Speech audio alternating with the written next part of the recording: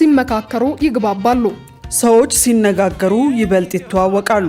መተዋወቅ መተሳሰብ መዋደድን ያመጣል። አንዱ ለሌላው ያስባል። አንዱ ለሌላው አጋዥ እንጂ ጠላት አይሆንም። ወንድም ከወንድሙ ሲግባባ ሰላም ይሰፍናል። ውረድ እንውረድ ምዕራፍ ይዘጋል በምክክር። በጦርነት የሚጠፋ ሕይወት፣ በጦርነት የሚጎድል አካል፣ በጦርነት የሚወድም ንብረት አይኖርም። ችግር በንግግር አለመግባባት በምክክር ይፈታል። ኢትዮጵያውያን አሁን ያንን እያደረጉ ነው። ወንድማማቾች ያንን እያደረጉ ነው። ሀገር ለማሻገር መጪውን ጊዜ የተሻለ ለማድረግ ኢትዮጵያ እየመከረች ነው። ኢትዮጵያውያን እየተሻገሩ ነው። ኢትዮጵያውያን የልዩነት ግድግዳ አፍርሰው የአንድነት የፍቅር ድልድይ ይገነባሉ። የዘመኑ ጀግንነት ችግርን በመመካከር መፍታት ነውና በቸሪደር ዙሪያው በቸሪደር የኢትዮጵያ ምድር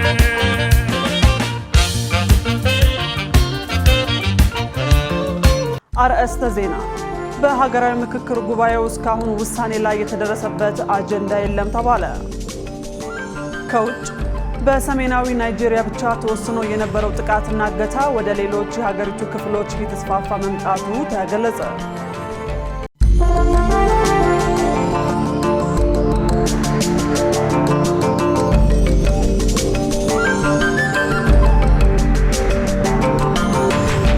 ሰላም ጤና ይስጥልን ውድ ተመልካቾቻችን፣ ከኢሳት ነጻ የህዝብ ሚዲያ የሰዓቱ ዜናዎች ይዘንላችሁ ቀርበናል። ከዜናዎቹ ጋር መሰረት ባዩና በምልክት ቋንቋ በኩል ዳዊት ጎሳ አብረናችሁን ቆያለን። አብራችሁን ቆዩ። ወደ ቀዳሚው ዜና ተሻገርን። አፍሪካ ለምትጋፈጣቸው ዓለም አቀፋዊ ጫናዎች አህጉራዊ መፍትሄዎችን መፈለግ ይገባል ተባለ። የውጭ ጉዳይ ሚኒስትር ዶክተር ጌዲዮን ጢሞቴዎስ በ49ኛው የአፍሪካ ህብረት ስራ አስፈጻሚዎች ምክር ቤት ጉባኤ ለዓለም አቀፋዊ ችግሮች አፍሪካዊ መፍትሄ መፈለግ የጉባኤው ተልዕኮ መሆን አለበት ብለዋል። የአፍሪካ ህብረት አህጉሪቱ በዓለም አቀፍ ተቋማት ስለሚኖራት ሚና በተገቢው ደረጃ ድምጽ መሆን እንዳለባት ጠቁመዋል። አፍሪካ በ21ኛው ክፍለ ዘመን ሁለተኛው አጋማሽ ለዓለም እድገት ሞተር ለመሆን የለውጥ እርምጃዎቿ ተገቢውን መስመር እየተከተሉ መሆን እንዳለባቸው አስረድተዋል። ለዚህም አዲስ አፍሪካዊ የለውጥ አድማስ መፍጠር ይገባል ነው ያሉት። በተጨማሪም የአፍሪካ ሀብት በአፍሪካውያን ተቋማት የሚመራና ለጋራ ተጠቃሚነትና ለአህጉራዊ ብልጽግና የሚውል መሆን እንዳለበት አስገንዝበዋል። የአፍሪካ ህብረት ኮሚሽን ሊቀመንበር መሐመድ አሊ ዩሱፍ በበኩላቸው አህጉሪቱ ዛሬም ድረስ ለውጥ የሚሹ ችግሮች እየፈተኗት እንደሚገኙ ጠቅሰዋል። የስራ አስፈጻሚዎች ጉባኤ ለችግሮቹ አህጉራዊ የመፍትሄ አቅጣጫዎችን የሚያመላክት መሆን እንዳለበት ጠቁመው ሀገራት የለውጥ ጉዟቸውን ከአፍሪካ አጀንዳ 2063 ጋር በማጣጣም ሊተገብሩ ይገባል ብለዋል። ህብረቱ በዓለም አቀፍ ተቋማት አፍሪካ ሊኖራት ስለሚገባው ሚናና ፍትሃዊ ተጠቃሚነት ዙሪያ በትኩረት እንደሚሰራ አረጋግጠዋል። የአፍሪካን ግቦች እውን ለማድረግ የሚያስችል ምቹ ምህዳር ለመፍጠር ሰላማዊ የተረጋገጠና ለልማት የቀረበች አህጉር መፍጠር እንደሚገባም አመልክተዋል።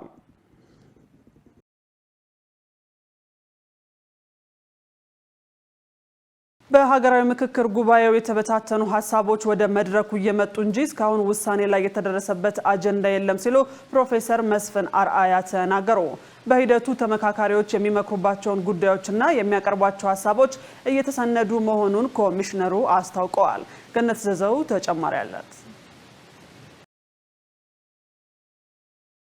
የኢትዮጵያ ሀገራዊ ምክክር ኮሚሽን ዋና ኮሚሽነር ፕሮፌሰር መስፍን አርአያ የምክክሩን የእስካሁን ሂደት በተመለከተ ለመገናኛ ብዙሃን መግለጫ ሰጥተዋል። በምክክሩ ሁሉም ተመካካሪዎች ሀሳባቸውን በነጻነትና በግልጽነት እያቀረቡ እንደሚገኙ ገልጸው እስካሁን ያለቀና የተወሰነ ነገር አለመኖሩን አብራርተዋል። እስካሁን የምትሰሟቸው ነገሮች አሉ። ለምሳሌ እንዲህ ተወሰነ፣ የዚህ ጉዳይ እንዲያለቀለት ያለቀ ነገር የለም። ሀሳቦች በሚገባ ቀርበዋል። ሁላቸውም ሀሳቦቻቸውን እያቀረቡ ነው። ስለዚህ አሁን ከዚህ ከዳይቨርጀንት ከሚበታተነን በጣም በርካታ የሆኑ ይዘን የመጣናቸው ሀሳቦች በሙሉ ቀስ እያሉ እየተጠጋጉ ነው። ይሄ ቦታ እንደዚህ ተወሰነ፣ እነኚህ ፓርቲዎች እንዲህ ያደረጉ፣ እነኚህ ዝም ብሎ ሀሳቦች፣ ፍላጎቶች፣ ምኞቶች ናቸው እንጂ ወደ ውሳኔ የሚያቀርበው ፌዝ ወይም ምዕራፍ ላይ ገና አልደረስንም። ትንንሽ ቁጥር ያላቸው ብዙ ቁጥር ካላቸው ጋር እኩል ሆነው እንዲወያዩና መስማማት ላይ እንዲደርሱ ይሰራል ብለዋል። ትንሽ ቁጥር ያለንም ህዝቦች ወይም ብሔሮች ትልልቅ ቁጥር ካላቸው ብሔሮች ጋር፣ ትንሽ ቁጥር ያለን ማህበረሰብ ክፍሎች ትልልቅ ቁጥር ካላቸው ማህበረሰብ ወገኖቻችን ጋር በእኩልነት እንድንነጋገር ነው ዓላማው እንጂ ብዙዎቻችን ሆነን መተን እጃችንን አውጥተን አሸንፈን እንድንለያይ አይደለም። ወደ መግባባት የምንደርስባቸው ሂደቶች በተቻለ መጠን ወደ 75% ገደማ ሁላችንም እንድንሆን ነው የሚያመላክተው እንጂ ብዙ ቁጥር ያለን ትንሽ ቁጥር ያላቸውን ደፍጥተን እንድንወጣ አይደለም። በምክክር ሂደቱ ችግሮች ከተፈጠሩና ጥያቄዎች ከተነሱ የሀገር ሽማግሌዎችና ሌሎች ቡድኖች ከኮሚሽነሮች ጋር በመሆን ለቅሬታዎች መፍትሄ እንደሚሰጡ ተናግረዋል። ችግሮች በሚፈጠሩበት ጊዜ ገብተው በዚህ ላይ እርዳታ የሚሰጡ የተለያዩ ቡድኖች አሉ። አንዱ የሀገር ሽማግሌዎች ናቸው። ሌሎች የፓነል ኦፍ ኤክስፐርትስ የምንላቸው ነው፣ ከዛ የተውጣጡ ናቸው። እነኚህ ከኮሚሽነሮቹ ጋር በመሆን ጥያቄዎች በሚነሱበት ጊዜ ቀድሞ የሚደርሱ ናቸው። እዚህ በሚነሱ እሰጥ አገባዎች ምክንያት እሰጥ አገባዎቹ ተካረው ወደ አላስፈላጊ ሂደት የሚሄዱ ከሆነ ቀጥታ የምንመራው ወደ ሀገር ሽማግሌዎች እና ከፓነል ኦፍ ኤክስፐርትስ ከኮሚሽነሮች እና ከቅሬታ አሰጣጥ በኮሚሽነሮች በሚመራው ወደ ቅሬታ አሰጣጥ ቡድን ይሆናል። ጉባኤው እየተካሄዱ የሚገኙትን የቡድን ምክክሮች በማጠናቀቅ በሚቀጥለው ሳምንት ወደ ቀጣዩ ምዕራፍ አንድ ቡድን 500 በመሆን ወደሚደረግ የምክክር ምዕራፍ እንደሚሸጋገር አስታውቀዋል። ከ50ዎቹ የቀረቡት በ5 ቡድኖች የቀረቡት በሙሉ በዛሬው ዕለት በሚገባ እየተጠናቀሩ ነው ያሉት። ዛሬ ከሰዓት በኋላ ሙሉ በሙሉ ከተጠናቀቁ በኋላ ነገ ለ250 16 ቦታ ላይ ይቀርባሉ።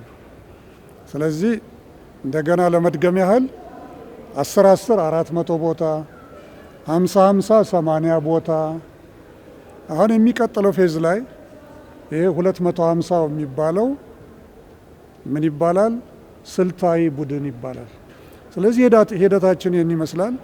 እንደ ፈጣሪ ፈቃድ በዚህ ሳምንት የዚህ 250 ምናልባት እጅግ ግፋ ቢል ወደ ሰኞ አካባቢ የ250 ምዕራፍ ያልቅና ወደ 500 ልንሸጋገር እንችል ይሆናል ብዬ አስባለሁ። በምክክሩ ላይ የሚነሱ ሀሳቦችና የሚቀርቡ የውሳኔ ሀሳቦች ለነገ እሳቤና አቅጣጫ መሰረት በመሆናቸው ሁሉም በእኩልነት እየተስተናገደ ነው ሲሉ ዋና ኮሚሽነሩ ተናግረዋል።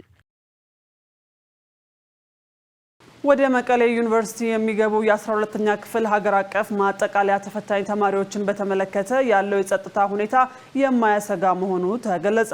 ዩኒቨርሲቲው ተማሪዎችን ለመቀበል አስፈላጊውን ቅድመ ዝግጅት ማድረጉን ገልጾ ከ7000 በላይ ተማሪዎችን እንደሚቀበል አስታውቋል። ሰላማዊት ሙልጌታ ጉዳዩን በዝርዝር ተመልክተዋለች፣ እንደሚከተለው ታቀርበዋለች። በትግራይ ክልል የ2018 ዓመተ ምህረት የ12ኛ ክፍል ሀገር አቀፍ የማጠቃለያ ፈተና በወረቀት የሚወስዱ ተማሪዎች በትናንትናው ዕለት መቀሌ ዩኒቨርሲቲ መግባታቸውና ዛሬ ደግሞ በዋና ግቢና በአዲ ሀቂ ግቢ አስፈላጊው ገለጻ እንደተሰጣቸው ተገልጿል። የመቀሌ ዩኒቨርሲቲ የኮርፖሬት ኮሚኒኬሽን ዳይሬክቶሬት ዳይሬክተር መምህር ያፌት ታደሰ ለኢሳት እንደገለጹት ለ3 ሳምንታት ያህል በ6 ዙር ሲሰጥ የቆየው የኦንላይን ፈተና ባለፈው ሳምንት መጠናቀቁን ተከትሎ በወረቀት የሚሰጠውን ፈተና ለመፈተን ተማሪዎች ወደ ዩኒቨርሲቲው ገብተዋል። በዩኒቨርሲቲው ሁለቱም ካምፓሶች የፌዴራልና የክልል ፖሊስ አባላት መኖራቸውን ዳይሬክተሩ ጠቁመዋል። ዩኒቨርሲቲው ተማሪዎችን ለመቀበል አስፈላጊውን ቅድመ ዝግጅት ሲያደርግ መቆየቱን ያነሱት ዳይሬክተሩ በአጠቃላይ በሁለቱም ካምፓሶች 7771 ተማሪዎችን እንደሚቀበል አስታውቀዋል። ወደ 2 ካምፓስ ነው እየተጠቀምን ያለን። ወደ 7771 ተማሪ ነው የሚመጣ ወይ ደግሞ የተቀበል ነው። ስለዚህ ትናንትና የፌዴራል ፖሊስ የመጡ የጸጥታ አካላትም አሉ ከክልሉ የጸጥታ አካላት ጋር በመሆን ያንዳንዱን ነገር በስነ ስርዓት እየፈተሹ ተማሪዎች የስነ ልቦና ጫና ሳይመራቸው በስነ ስርዓት ተቀብለው ወደ ማረፊያቸው እንዲገቡና ያቀባበሉ ስርዓት የተሻለ እንዲሆን ተቀብለን ወደ ዶርም አስገብናል። ዛሬ ደግሞ በ21 ከትምህርት ሚኒስቴር የመጡ የፈተና ክፍል ኃላፊዎች አሉ። ሁሉም በሁለቱ ግቢ የተለያዩ ኦሪንቴሽኖች በፈተና ጊዜ ሊያጋጥሙ የሚችሉ የተለያዩ ነገሮች መደረግ ያለበት መደረግ የሌለበት ይዘው ነገር ጠቅላላ የፈተና ኦሪንቴሽን ተሰጥቶ ነገ 22 ጀምሮ እስከ 24 ደግሞ በወረቀት ቤዝ የሚደረግ ፈተና ይቀጥላል ማለት ነው። ዛሬ ክላሳቸው እየለጠፉ ከተማሪዎች ጋር የትሮም እንደደረሰው እያወቁ እያዩ ነው እየዞሩ ያሉና እስካሁን ያለው ሁኔታ ይሄ ይመስላል ሂደቱ። ኢሳት በክልሉ ካለው ነባራዊ ሁኔታ አንጻር ተማሪዎች ፈተናውን በሰላም ተፈትነው እንዲወጡ ምን አስቻይ ሁኔታ ተፈጥሯል ብሎ ላነሳው ጥያቄ ዳይሬክተሩ ምንም አይነት የጸጥታ ስጋት አለመኖሩን አረጋግጠዋል። እስካሁን እንደምታውቂው ትምህርት ቤቶች ወይ ደግሞ የትግራይ ትምህርት ክፍል የትምህርት ቢሮ ኃላፊዎች እና እስከታች ያሉ ይህን ነገር በኃላፊነት መንፈስ እየሰሩበት ያሉበት ነገር ነው ያለ። እስካሁን እያንዳንዱ ትምህርት ቤት የርዕሰ መምህርና ምክትልና የተለያዩ አስተማሪዎች ይዞ ተማሪዎቹ በስርዓት ይዞ ነው እዚህ የመጣ። ይህንን ኃላፊነት ደግሞ እያንዳንዱ ሰውም ይህንን ኃላፊነት ተወጥቶ ነው በስነ ስርዓት እዚህ የሚመጣ። በጸጥታ ጉዳይ በጣም የተቀናጀ ስራ እየተሰራ ስለሆነ የኮምፒውተር ችግር ያለባቸውና በኮምፒውተር መፈተን የማይችሉ የቀሩ ወደ 15,000 የሚሆኑ ነው በትግራይ እየቀሩ። ሌሎች ግን በፈተና እየተፈተኑ ነበር። ይህንን የፌዴራል ፖሊስም በቁጥር በቂ የሚሆን የፌዴራልም አለ። የክልል ፖሊስ ደግሞ በሚገባው ቦታ ላይ ሆነው እነሱ በሚያሰማሩት ከፌዴራል ኮማንድ ፖስት አለን አብረን የምንሰራው። በጸጥታ ሁኔታ የሚያጋጥም ነገር እያጋጠመም የለም፣ የሚያጋጥም ነገርም ሊኖራል ብለን አናስብም። ምክንያቱም በጣም የተቀናጀ ስራ እየተሰራ ነው ያለ ብዬ ነው የማስበው። ከዚህ ቀደም በህገወጥ መንገድ በተያዘው የህወሓት አስተዳደር የሚመራው የትግራይ ክልል ትምህርት ቢሮ በክልሉ የሚገኙና በወረቀት የሚፈተኑ ተማሪዎችን ያለ ትምህርት ሚኒስቴር ፍቃድ በራሴ መንገድ ጥያቄ በማውጣት እፈትናለሁ ማለቱ ይታወሳል። በሳዑዲ አረቢያ በአስቸጋሪ ሁኔታ ውስጥ የነበሩ ከ1000 በላይ ኢትዮጵያውያን ወደ ሀገራቸው ተመልሰዋል ተባለ። በሳምንት ውስጥ በተደረገ 8 ዙር በረራ የተመለሱት 1604 ወንዶችና 192 ሴቶች እንዲሁም 38 ጨቅላ ህጻናት ሲሆኑ ከተመላሾቹ መካከል 53 እድሜያቸው ከ18 ዓመት በታች የሆኑ ታዳጊዎች ይገኙበታል ተብሏል። የሴቶችና ማህበራዊ ጉዳይ ሚኒስቴር ለተመላሽ ዜጎች በአየር ማረፊያና በማቆያ ማዕከላት ተገቢውን ድጋፍና እንክብካቤ የማድረግና ከቤተሰብ ጋር የማቀላቀል ስራ ከሚመለከታቸው ባለድርሻና አጋር አካላት ጋር በመተባበር እየሰራ እንደሚገኝ አስታውቋል። በተጨማሪ መደበኛ ባልሆነ ፍልሰት ወደ ተለያዩ ሀገራት ሄደው የሚመለሱ የፍልሰት ተጎጂዎችን ለመደገፍና መልሶ ለማቋቋም የሚያስችሉ ተግባራትን በትብብር እያከናወነ መሆኑን ገልጿል። ወደፊትም በህገ ወጥ የሰዎች ዝውውር አስከፊነት ዙሪያ ህብረተሰቡን ለማስገንዘብና መደበኛ ያልሆነ ፍልሰትን ለመከላከል ሚኒስቴሩ የጀመራቸውን ስራዎች አጠናክሮ የሚቀጥል ይሆናል ተብሏል። በአጠቃላይ 1834 ዜጎች ወደ ሀገር ውስጥ መመለሳቸውን የሴቶችና ማህበራዊ ጉዳይ ሚኒስቴር መረጃ ያመለክታል።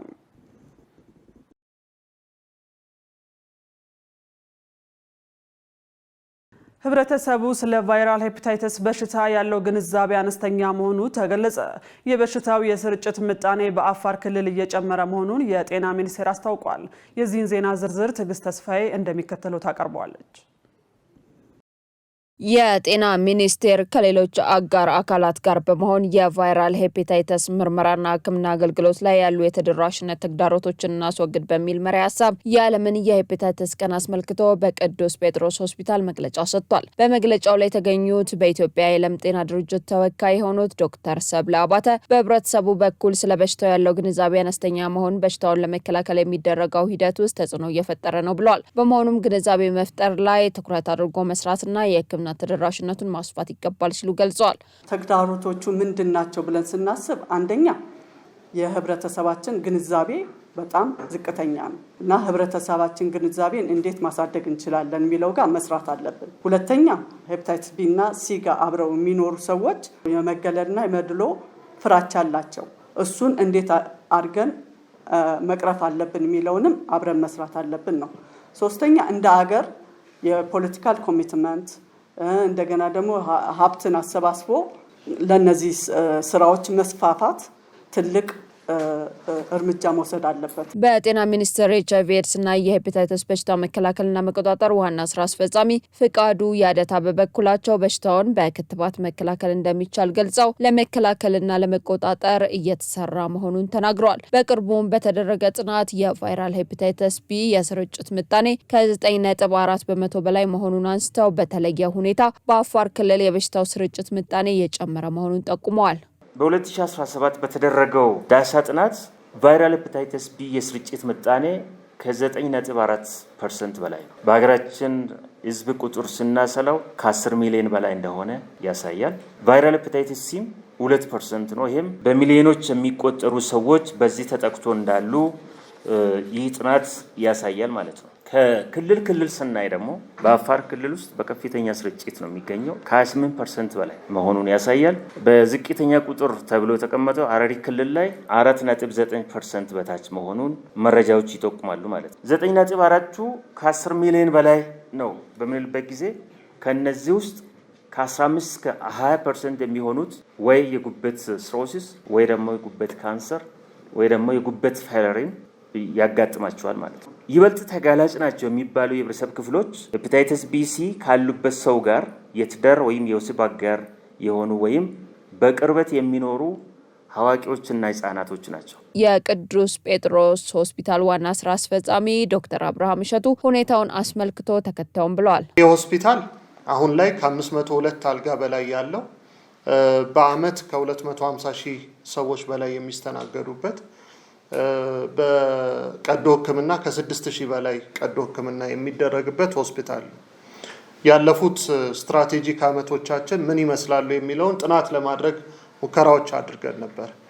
እኛ ሆስፒታል ላይ ከሚስተናገዱ ቅድም ከጠቀስኩት ቁጥር ውስጥ ከ60% አካባቢ የሚሆኑት ወይ ኢንፌክሽየስ ነው መነሻቸው ወይም ደግሞ በተጓዳኝነት መታከም የሚችሉ ተላላፊ ህመሞች ያለባቸው ታካሚዎች የሚስተናገዱበት ሆስፒታል ነው። በልዩ ትኩረት ደግሞ የሄፓታይተስን ካየን ትልቅ ሎድ ከሚያስተናግዱ ሆስፒታሎች አንደኛው ሆስፒታል ነው። ስለዚህ ይህንን ትኩረት አድርጎ ሆስፒታሉ የተለያዩ ስራዎችን እየሰራ ነው ያለው። የበሽታውን ስርጭት ለመቆጣጠር ግንዛቤ መፍጠር ላይ ትኩረት አድርጎ መስራት እንደሚገባ በመግለጫው ተመልክቷል። የአዲስ አበባ ንግድ ቢሮ ነጋዴዎች ህግ አክብረው ለመስራት የሚያሳዩት ዝቅተኛ ፍላጎት የፈጠረው ክፍተት ተግዳሮት ሆኖብኛል አለ። ተቋሙ በብልሹ አሰራር የተሳተፉ ከ60 በላይ አመራርና ሰራተኞች ላይ እርምጃ መውሰዱን አስታውቋል። መሳይ ገዛኸኝ ተጨማሪ አለት። የአዲስ አበባ ከተማ አስተዳደር ንግድ ቢሮ የ2018 በጀት ዓመቱን እቅድ አፈጻጸም በመገምገም የታዩ ጥንካሬዎችና ክፍተቶችን በመለየት በቀጣይ የ2019 በጀት ዓመት የሚመራበት እቅድና አቅጣጫ በጋራ ለማስቀመጥ የንግድ ዘርፍ አጠቃላይ ጉባኤውን በዛሬው ዕለት አካሂዷል። በበጀት ዓመቱ 3 ዋና ዋና ጉዳዮች ተግዳሮት ሆኖብናል ያሉት የአዲስ አበባ ንግድ ቢሮ ኃላፊ ሀቢባ ሲራጅ በ2019 ዓ.ም ችግሮቹን ለመቅረፍ እንሰራለን ብለዋል። ንግድ ህጉን አክብሮ መስራት ላይ ተማችን ነጋዴዎች ጋር ክፍተቶች አሉ። ይሄ መታረም አለበት ነው። 2018 ላይ ስናየው 24000 ነጋዴዎች ናቸው ንግድ ህጉን ተላልፈው የተቀጡት። ሁለተኛ ብራንዲንግ ነው። ንግድ መዋቅሮቻችን ሪብራንድ አድርገን ተመሳሳይ የሆነ ከለር ኖሯቸው ማስታወቂያቸው ተመሳሳይ ሆኖ በዛ ልክ ለመሄድ ሪፎርሙን ጀምረን ነበር፣ አላጠናቀቅንም። ሶስተኛ ትምምን ነው። ሸማቹና አምራቹ መተማመን ደረጃ ላይ አልደረሰም።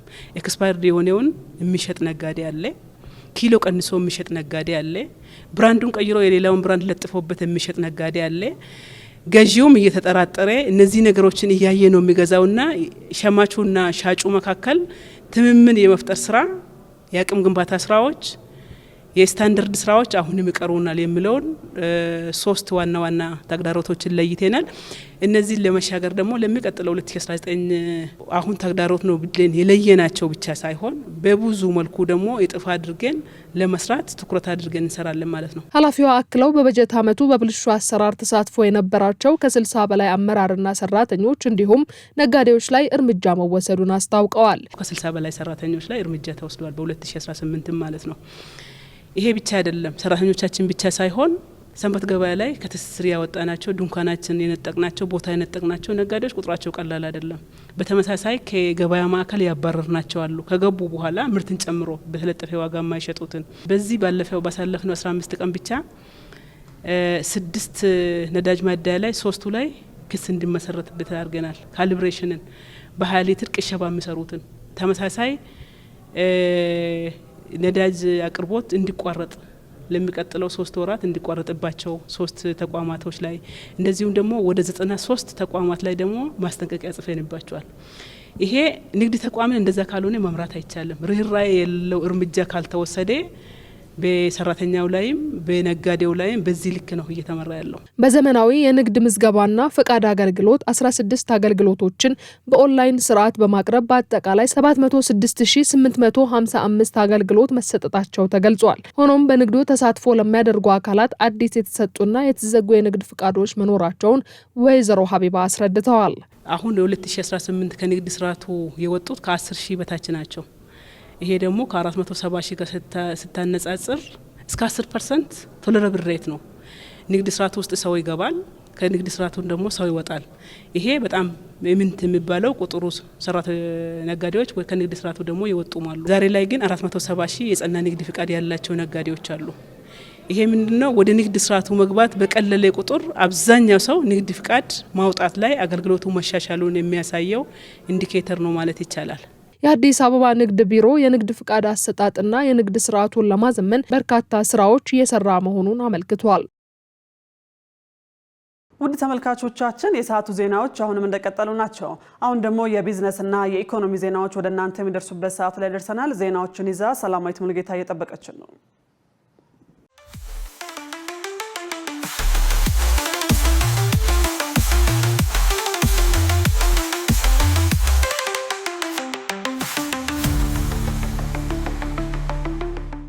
ውድ ተመልካቾቻችን ከኢሳት ነጻ የህዝብ ሚዲያ ለሰዓቱ የያዝናቸው የቢዝነስና የኢኮኖሚ መረጃዎችን ይዘን ቀርበናል። ከዘገባዎቹ ጋር ሰላማዊት ሙሉጌታ ነኝ። አብራችን ቆዩ።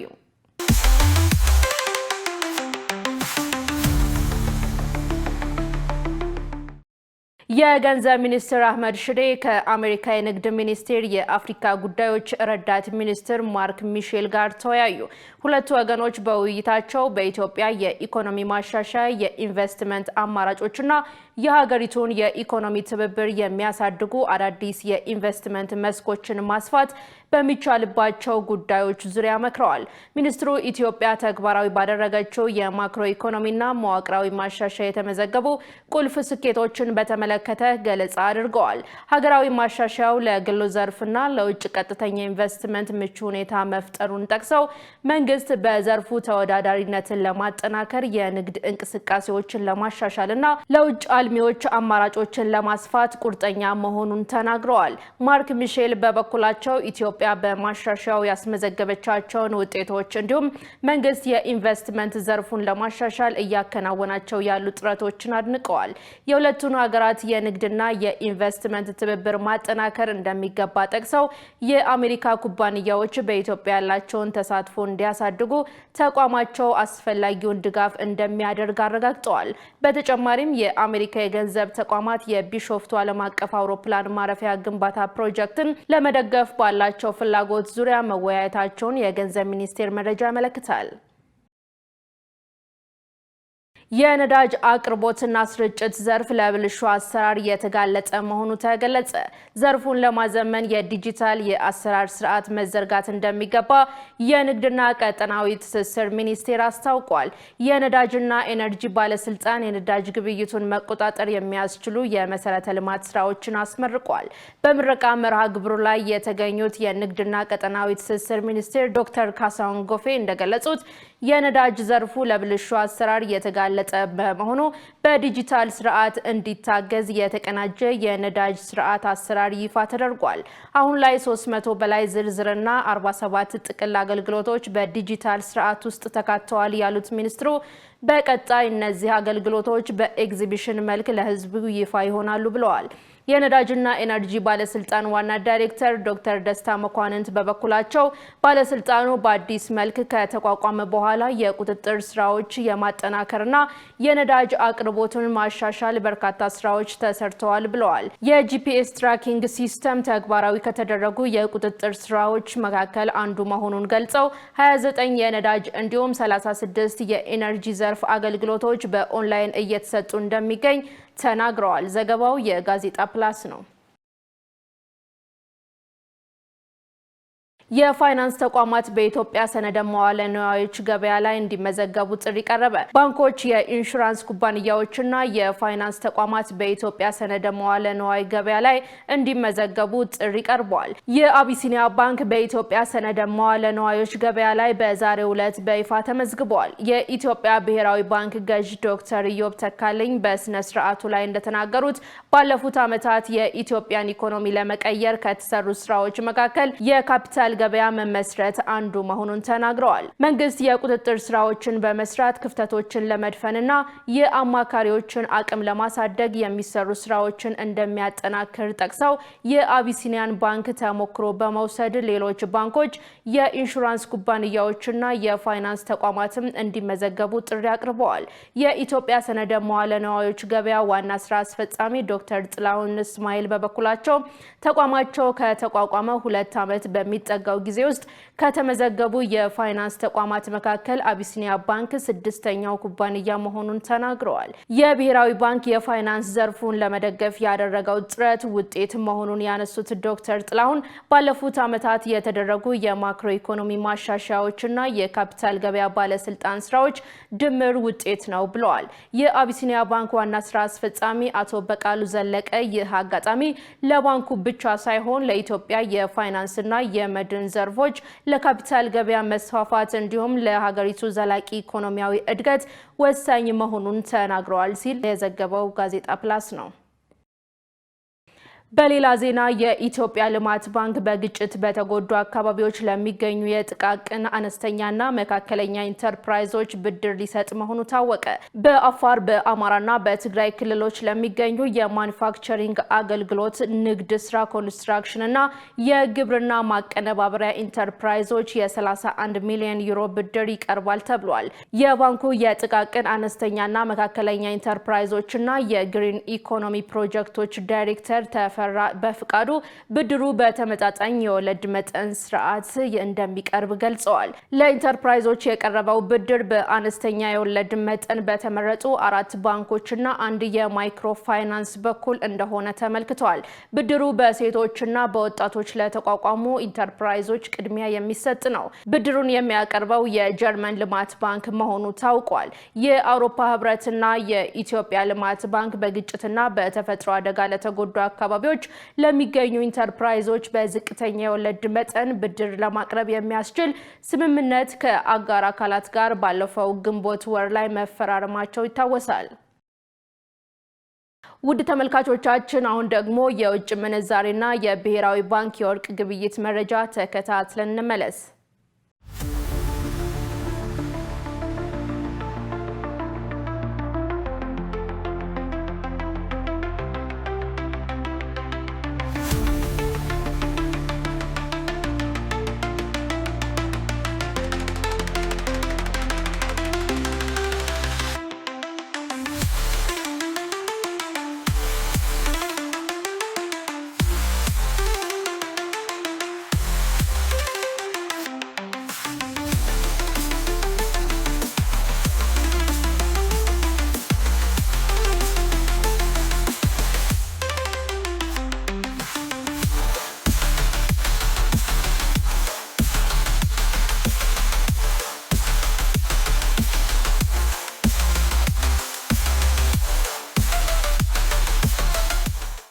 ውድ ተመልካቾቻችን ከኢሳት ነጻ የህዝብ ሚዲያ ለዕለቱ የያዝናቸው የቢዝነስና የኢኮኖሚ መረጃዎች ተጠናቀዋል። አሁን ደግሞ ወደ ዋናው ዜና ላሳልፋችሁ።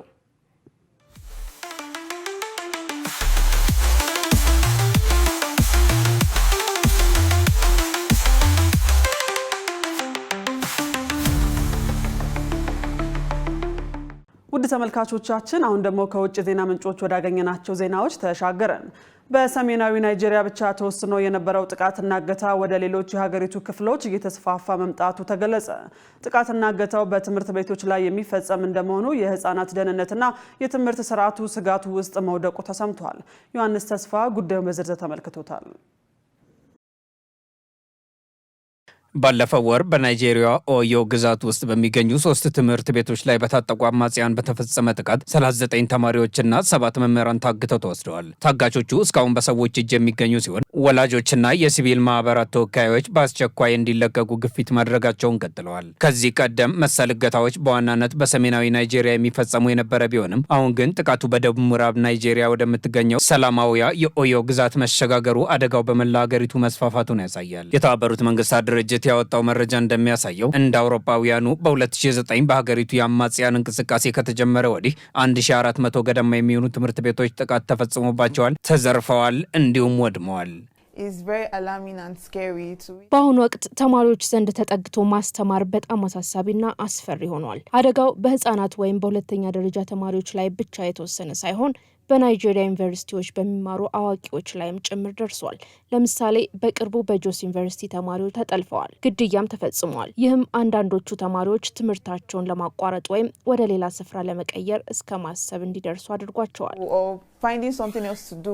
የ4 ዓመት ልጅ እናትና መምህር የሆነችው ሳራ ኦገር ልጇ ትምህርት ቤት በምትሄድበት ወቅት ጥቃት እንዳይደርስባት በመስጋት በቤት ውስጥ ራሷን እንደምታስተምራት ትናገራለች።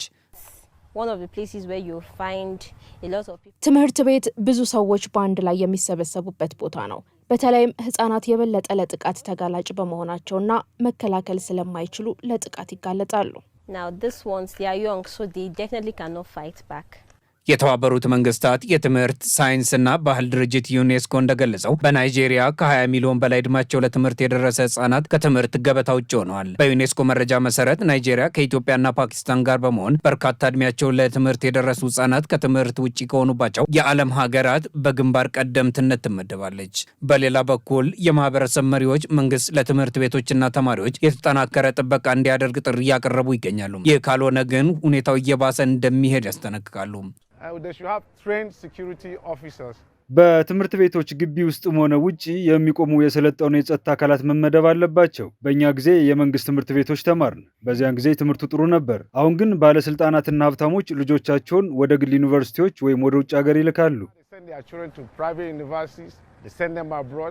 የናይጄሪያ መንግስት በበኩሉ የትምህርት ቤቶችን ጥበቃ በማሻሻል የታገቱ ተማሪዎችና መምህራን በሙሉ ሳይጎዱ እንዲለቀቁ ጥረት እያደረገ መሆኑን አስታውቋል። የሀገሪቱ ፖሊስም በመላ ሀገሪቱ በትምህርት ቤቶች በተማሪዎችና በትምህርት ማህበረሰቡ ላይ የሚቃጡ ስጋቶችን በፍጥነት ለመግታት የሚያስችል የ24 ሰዓት የትምህርት ቤቶች ጥበቃ መምሪያ ማቋቋሙንም አሳውቋል። የሀገሪቱ መንግስት የወሰዳቸው እርምጃዎች ወላጆች ልጆቻቸውን ያለ ጥቃትና እገታ ፍርሃት ወደ ትምህርት ቤት እንዲልኩ ያደርጋቸዋል የሚል እምነት አለው።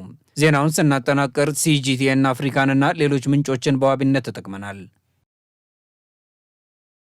ኦማን የሆርሙዝን ሰርጥ አስተዳደር በተመለከተ አዲስ ሀሳብ ለኢራን አቀረበች። በሌላ በኩል ትራምፕ ዩናይትድ ስቴትስ ከኢራን ጋር ጥሩ ውይይት እያደረገች እንደሆነና ድርድሩ ካልተሳካ ግን ጥቃቶች እንደሚቀጥሉ አስጠንቅቀዋል። ሸሪፍ ኢማም ተጨማሪ አለው። ኦማን ለኢራን የሆርሙዝን የባህር ወሽመጥ በጋራ ለማስተዳደር የሚያስችል እቅድ አቅርባለች። ይህም ቴህራን ወሳኝ የተባለውን የውሃ መስመር ብቻዋን እንዳትቆጣጠር የሚያረጋግጥና በፈቃደኝነት የሚከፈል ክፍያ እንዲኖር የሚፈቅድ ነው ተብሏል። አልጀዚራ የዜና ወኪል እንደዘገበው ኦማን ለኢራን አዲስ እቅድ ልካለች። የቀረበው እቅድ በመጪው ጊዜ የሆርሙዝ ሰርጥ አስተዳደር እንዴት መሆን አለበት የሚለውን የያዘ ነው። የቀረበው እቅድ በባሕረ ሰላጤው ሀገራት በሙሉ ተቀባይነት አግኝቷል። ከዚህ ባለፈም የኦማናውያን ቡድን የኢራንና የባሕረ ሰላጤ ሀገራትን የክልል ጥምረት ለማቋቋም ሐሳብ አቅርበዋል። በቀረበው ሐሳብ መሰረት የሚቋቋመው ድርጅት በሰርጡ ለማለፍ ለሚፈልጉ መርከቦች ደህንነትን በማረጋገጥ በሆርሙዝ ሰርጥ በኩል ያለውን የባህር ጉዞ ያስተዳድራል ተብሏል። ኦማናውያን የባህር ወሽመጡ ከክፍያ ነፃ እንዲሆን ሐሳብ አቅርበዋል። ይሁን እንጂ በዚያ የሚተላለፉ መርከቦች ክፍያ አይከፍሉም ማለት አይደለም። መርከቦች ሲተላለፉ የአካባቢ ጥበቃን ለማረጋገጥ የበጎ ፈቃድ አገልግሎት ክፍያ የሚከፍሉበት ስርዓት ተዘጋጅቷል። ኦማናውያን የባህር ላይ ትራፊክን በተመለከተ 3 የጉዞ መስመሮችን ጠቁመዋል። አንደኛው በኢራን ግዛት ውስጥ የሚያልፍ፣ ሁለተኛው ዓለም አቀፍና ሶስተኛው ደግሞ በኦማን ግዛት ውስጥ የሚያልፍ ነው ተብሏል። ይህ የቀረበው ሐሳብ ተቀባይነት ካገኘ ኢራን በሰርጡ ላይ የተቀበሩ ፈንጂዎችን የማውጣትና የማጽዳቱን ኃላፊነት ትወስዳለች ተብሏል። ይሁን እንጂ የቴክኒክ ቡድኑ ይህንን ጉዳይ እስካሁን ድረስ አልቋጨውም። አልጀዚራ እንዳለው ኢራን በጉዳዩ ላይ መለሳለስ እያሳየች ነው ብሏል። አሜሪካ በሳምንቱ መጨረሻ ላይ በኢራን ላይ ተፈጽሞ የነበረውን የአየር ጥቃት አቁማለች። ይህ መደረጉ ደግሞ ከግጭቱ ቀደም ብሎ 1/5 የሚሆነው የዓለምን የነዳጅና የተፈጥሮ ጋዝ መተላለፊያ መስመር የሆነውን የሆርሙዝ ሰርጥ እንደገና ስራ ማስጀመር የሚያስችል ዲፕሎማሲያዊ መፍትሄ ሊኖር እንደሚችል ተስፋ ጭሯል። ፕሬዚዳንት ዶናልድ ትራምፕ ሰኞ ዕለት እንደተናገሩት ዩናይትድ ስቴትስ ከኢራን ጋር ጥሩ ውይይት እያደረገች እንደሆነና ስምምነት ላይ ለመድረስ እድል እንዳለ ተናግረዋል። ድርድሩ ካልተሳካ ግን የአሜሪካ ጥቃቶች እንደሚቀጥሉ አስጠንቀዋል። ትራምፕ ዋሽንግተን ከቴህራን ጋር በጣም ወዳጃዊ የሆነ ውይይት እያደረጉ መሆኑን ተናግረው ለረጅም ጊዜ ለሚደረገው ድርድር ግን ዝግጁ እንዳልሆኑ ጠቁመዋል። ጠቅላይ ሚኒስትር ቤንያሚን ኔታንያሁ ማክሰኞ ከትራምፕ ጋር ይገናኛሉ። መሪዎቹ ሲገናኙም የኢራን ጉዳይ ዋነኛ አጀንዳ ነው ተብሏል።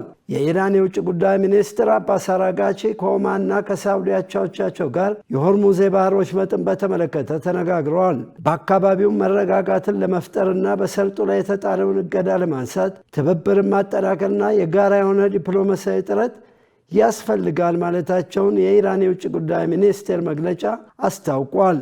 ዜናውን ስናዘጋጅ ሮይተርስ፣ አልጀዚራ እና ታይምስ ኦፍ እስራኤልን በመረጃ ምንጭነት ተጠቅመናል።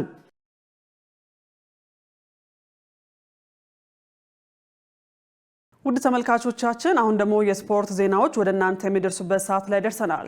ዜናዎችን ይዞ ሙሉቀን ሰለሞን እየጠበቀን ነው። ተከታትለን እንመለስ። ለጤንነት፣ ለምርት፣ ለወዳጅነት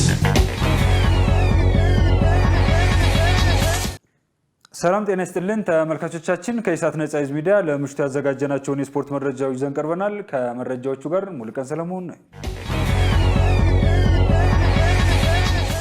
መቀለ ሰባ እንደርታ በፊፋ የእግድ ውሳኔ የተላለፈበት። ፊፋ ካሜሮናዊ አጥቂ ባቀረበው ክስ መሰረት መቀለ ሰባ እንደርታ እግር ኳስ ቡድን በጊዜያዊነት ማገዱን አስታውቋል። በ2017 የውድድር ዘመን የሳይፕረሱን ክለብ ኤንካሜኬን ለቆ ሞአብ አናብስቱን የተቀላቀለው ካሜሮናዊ አጥቂ ማንክሬድ አንጉሞ ክለቡ ያልከፈለ ደሞዝ አለ ብሎ ለይፋ በማመልከቱ የተጫዋቹ ውዝፍ ደሞዝ ሲከፈል ድረስ ፊፋ ክለቡን ከእግር ኳስ ውድድር ማገዱን ሃትሪክ ስፖርት ዘግባለች። መቀለ ሰባ እንደርታ በተጠናቀቀው የውድድር ዓመት ከፕሪሚየር ሊጉ መውረዱ ይታወሳል። ኢትዮጵያ መድን አሰልጣኝ ደጉ ዱባሞን መሾሙን ይፋ አደረገ። ከአሰልጣኝ ገብረ መድን ኃይሌ ጋር በስምምነት የተለያየው የ2017 የኢትዮጵያ ፕሪሚየር ሊግ ሻምፒዮን ኢትዮጵያ መድን አሰልጣኝ ደጉ ዱባሞን በዋና አሰልጣኝነት መሾሙን ይፋ አድርጓል። አሰልጣኙ በእግር ኳስ ተጫዋችነት በ6 ክለቦች ተጫውቶ ያሳለፈ ሲሆን ወደ አሰልጣኝነቱ ከገባ በኋላ በመተሃራ፣ በአዳማ ከተማ፣ በአንበርቾ፣ በኢትዮ ኤሌክትሪክ፣ በወላይታ ድቻ እና በኢትዮጵያ ብሔራዊ ቡድን ረዳት ምክትልና ዋና አሰልጣኝ ሆነው አገልግለዋል። በእንግሊዝ ፕሪሚየር ሊግ አዲስ የግብ ጠባቂ ሕግ እንደሚተገበር ተገለጸ። በቀጣዩ እንግሊዝ ፕሪሚየር ሊግ የውድድር ዘመን አዲስ የግብ ጠባቂ ሕግ እንደሚተገበር ተገልጿል። አዲሱ ሕግ ግብ ጠባቂዎች እንደተጎዱ በማስመሰል ጨዋታ እንዳያቋርጡ ለማድረግ በማለም መዘጋጀቱ ተነግሯል። የእንግሊዝ ፕሪሚየር ሊግ ኩባንያ በማህበራዊ ትስስር ገጹ ይፋ ባደረገው መልእክት ካሁን ቀደም ግብ ጠባቂዎች እንደተጎዱ አስመስለው ጨዋታ በማቋረጥ የቡድን አጋሮቻቸው ከአሰልጣኝ ምክር እንዲቀበሉ እድል ከመስጠት ባለፈ እረፍት ለማግኘት ውሃ ለመጠጣትና ተጋጣሚን ለማዘናጋት ይጠቀሙበታል ብለዋል። ይህንን ለማስቀረት በወጣው በአዲሱ ግን ግብ ጠባቂዎች ያላሳማኝ ምክንያት ሜዳ ላይ ከወደቁ ሌላ አንድ ተጫዋች ለ1 ደቂቃ ከሜዳ ለመውጣት እንደሚገደድ ገልጸዋል። አሰልጣኙ በ10 ሰከንድ ውስጥ ካልመረጠ የቡድኑ አምበል ለ1 ደቂቃ ከሜዳ እንዲወጣ ይገደዳል ተብሏል። ሕጉ ተግባራዊ የሚደረገው በመጀመሪያ ለሙከራ ሲሆን ውጤቱ ታይቶ ቋሚ ሕግ እንደሚሆን ኩባንያው ገልጿል። ፓውሎ ማልዲኒ ከኃላፊነት እንደሚለቅ ተዘገበ። የጣሊያን እግር ኳስ ፌዴሬሽን ስፖርቲንግ ዳይሬክተር ፓውሎ ማልዲኒ ኃላፊነቱን ከተረከበ 1 ወር ሳይሞላው ከኃላፊነት እንደሚለቅ ተዘግቧል። የመልቀቁ ምክንያትም አንድሪያ ፒርሎ ብሔራዊ ቡድኑ እንዲረከብ ያቀረበው ሀሳብ ውድቅ በመደረጉ ምክንያት ነው ተብሏል።